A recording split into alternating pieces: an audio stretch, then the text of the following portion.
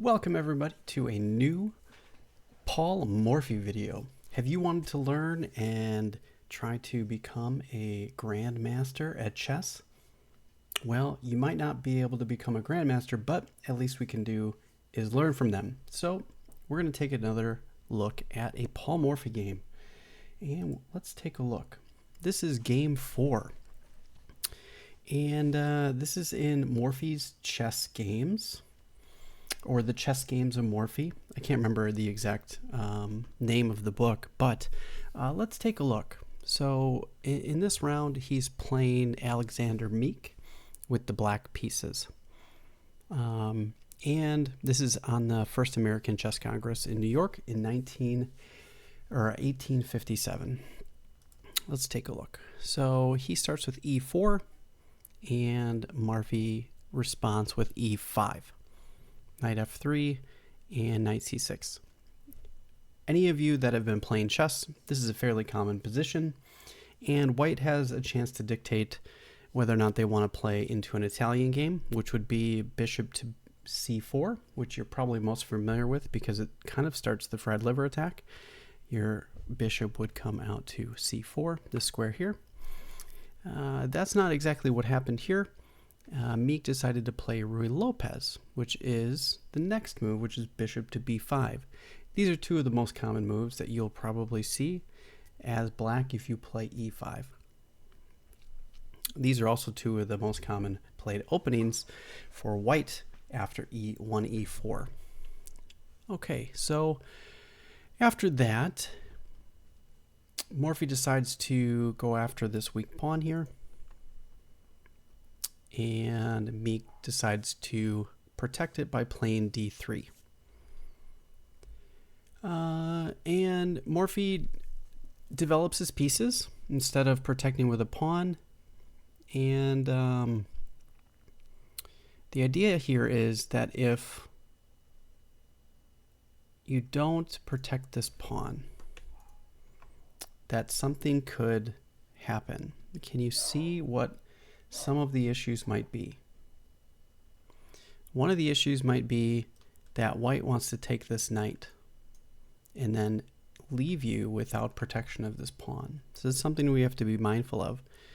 But this is a book move opening, and if white played c3, which is not a very good move, because if you're going to play c3, why don't you do that first and then automatically play d4 after? So it's a little bit odd. Now, what happens Bishop if... captures c6. Oh my goodness. So that was kind of neat.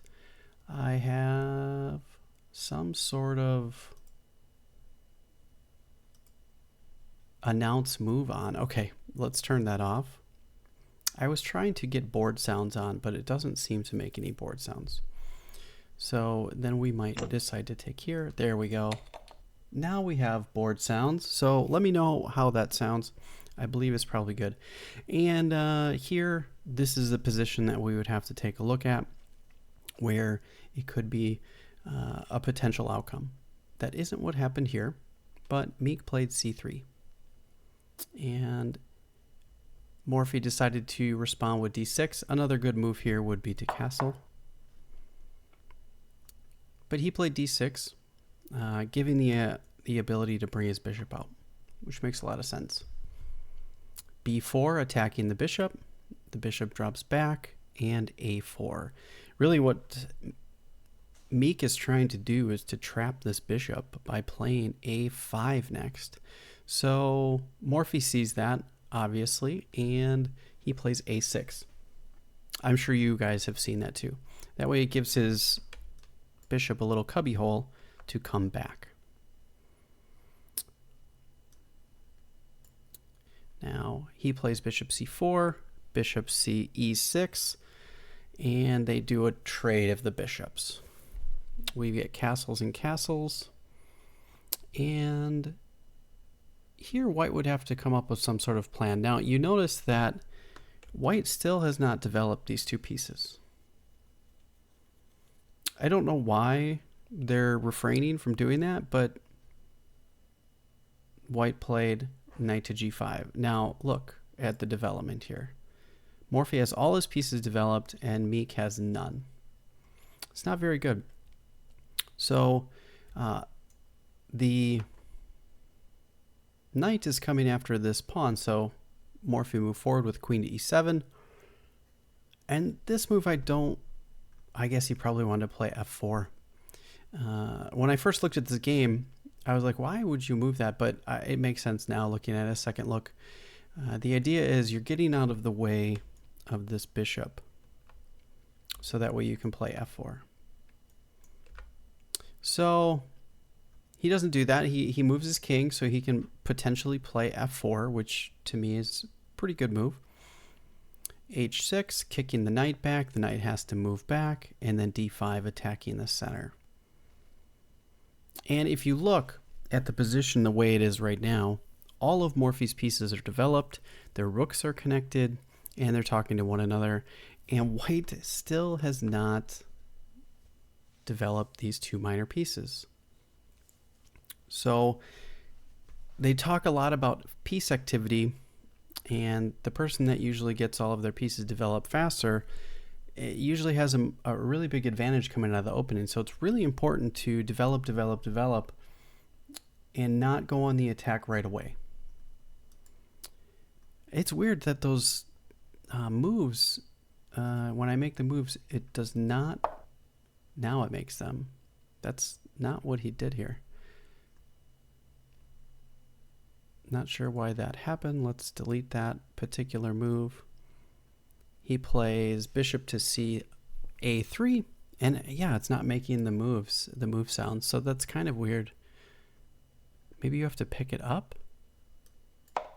You have to pick it up. If you don't pick it up and you just use the mouse, it gets mad. So, okay. Sorry, I'm learning, I just recently updated ChessBase, so I'm learning some of the nuances of the particular program. It's a little bit different than I had ChessBase 9 and now I'm ChessBase 17. It's way different, and I'm still learning some of the things, so bear with me, and I apologize for that. But okay, so he plays knight to d8, seeing that the next threat that Meek has, which is b5. Now, if he didn't move that, he would have this threat here, and he'd be attacking this piece at the same time. So Morphy saw that, and Morphy's going to protect or block. Now, if you move the queen, this bishop can then take the rook here. So we don't want to do that. Block, and Meek move back instead of trading pieces. Trade, D takes e4, and then d4 by Meek. Now, if he just took, Morphy could just come and take like this. And then the arrows change. I'm using the Alt key, and it changes multiple times. So if any of you have any ideas as why it changes from blue to green and vice versa, I would like to know that, because I'm not doing anything different with changing anything. I'm pressing the same amount of pieces. So really weird stuff. Okay, so takes, if he takes here, then you would just take back with the knight. But he pushes forward, so E takes D, and then C takes D. And now our bishop is under attack. I say our as if I played this game back in 1857 with Morphy. I didn't, but that's what we do. Okay, bishop d6, lining up on the king side. And white still has yet to develop his last piece. Now, we've kind of undeveloped a little bit by moving backwards with knight to d8, but it can easily move over to the king side if needed. Knight to c3, he finally, it's move 19, and white has finally developed their last piece. They still have not connected the rooks, but there is some movement here. So, trade of the A pawns, knight to d7 like we talked about, or f7, apologies, and then queen to e2. And now it took until move 21 for white to finish their complete development. And in the meanwhile, Morphy has been priming his pieces all to move towards the king side. So they're very active. We have queen to d7. And I'm not exactly, this is one of the few moves in the position that I don't quite understand. And we should probably spend some more time looking at this. And I have not looked at this with an engine. I tend not to do a lot of engine work. Maybe that might tell us if there's some tactics in the position, but I don't see anything that's really like glaring at us. Nothing's really jumping out completely. The only thing that I could see is that the idea of moving queen to d7 is to protect the square eventually after pushing e5. That would be my only thing. And it's quite possible that's what happens here. But I don't have any memory of the game after I went through it the other day. So I'm kind of looking at it with fresh eyes again. And I haven't memorized it or anything like that. But it's very interesting to see. So let's take a look. I think that's kind of the idea. The other idea is that this knight is now tied to hanging on to that pawn. Otherwise it drops. Well, the queen is also protecting it. So the knight could move and the queen can move. So it's a really interesting move. I'm not quite sure why. Okay, knight takes e4, knight takes e4, queen takes e4. So we have a few exchanges. We've simplified some pieces. There's been a little bit of consolidation, and then queen takes b5. So if this was the intended plan and calculation from back here, that's quite interesting. He thought, well, I'm going to lose this e-pawn, so maybe it's time to pick up another pawn over here if that particular sequence happens. Okay, now whether or not that's the Bet's engine move, I am not sure, but that's what went through in the game. And now let's kind of take a look at the position. Who is winning this position right now? So if we look at a material count, each side has a knight and a bishop and a queen and both rooks. And then if we do a pawn count, Morphy is actually winning with one more pawn. So, and this pawn right here is weak. So we have to be a little bit careful. So the position's a little bit loose. Now, white decided to protect his bishop. So reason being you can't just take this pawn right away is you'd lose your bishop. And that'd be no good. You can't do that. So white decided to protect it here.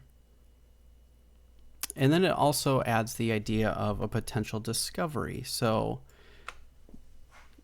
probably want to consider a queen move to get our queen out of the way.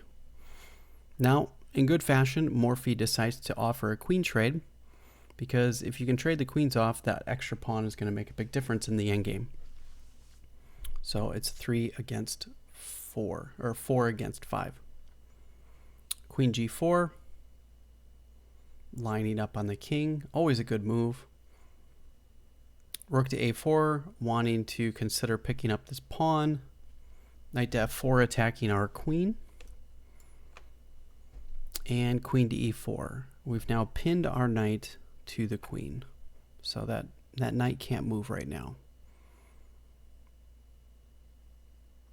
Bishop to c1, protecting the knight, so now the queen can freely move.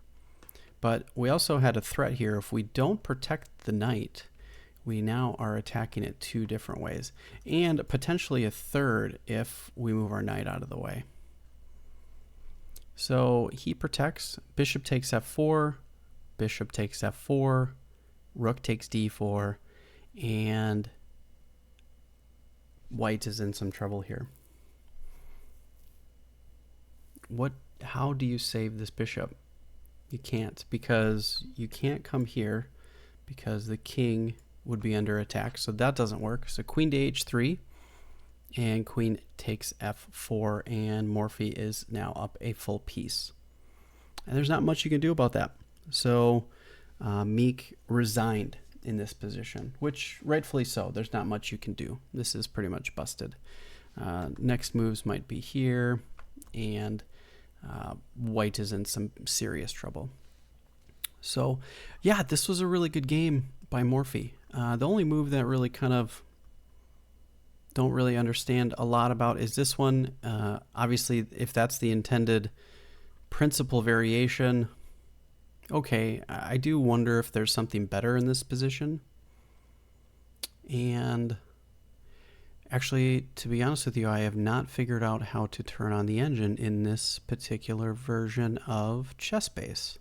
That's something I'm going to have to explore in future episodes to make sure we can check this. Analysis. Okay, let's check. Deep analysis, cloud analysis. You can add cloud engines. I couldn't do that in my old one, which is interesting. Deep Fritz is loading. I pressed the let's check button, but it's getting mad, so I'm not quite sure. We're going to stop that. So I don't want to cause anything to crash. I'll have to do some testing beforehand. Let me know what you thought about this game. I certainly enjoyed it. And if you know anything about any of the arrows and how they move, why one arrow is blue and a different one is green, and why they change from blue to green, I don't really understand that. So if anybody has any insights on that, that would be great. If you enjoyed this video, please do leave a like. It helps me out a lot. And make sure to stay tuned for my next Morphy video and my next particular Road to Class A video, where we go over my own games and we discuss how I am progressing in my chess to see on how we can get to Class A, 1800 USCF. So we're on our way, and stay tuned for all of that. Thanks for watching, everyone, and have a great day.